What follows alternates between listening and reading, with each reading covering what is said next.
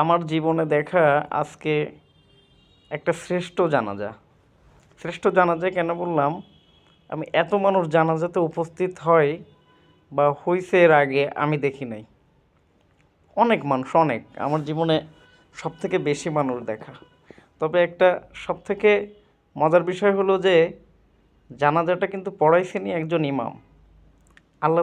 আল্লাহ তাআলা যাকে সম্মান দেন সে সম্মান কেউ নিতে পারেন না। এত গণ্যমান্য ব্যক্তিবর্গরা সেখানে উপস্থিত ছিলেন, কিন্তু যে ইমামটা নামাজ পড়াইছেন, নামাজের পরে তার গুরুত্বটুকু কতটুকু আছে। কিন্তু বিষয় হলো তিনিই কিন্তু সবার সামনে দাঁড়িয়ে নামাজ পড়ালেন। খুবই বোঝার বিষয়, আমাদের জানার বিষয়। আমরা তো বুঝি না যে একজন ইমাম তার গুরুত্বটা কতটুকু।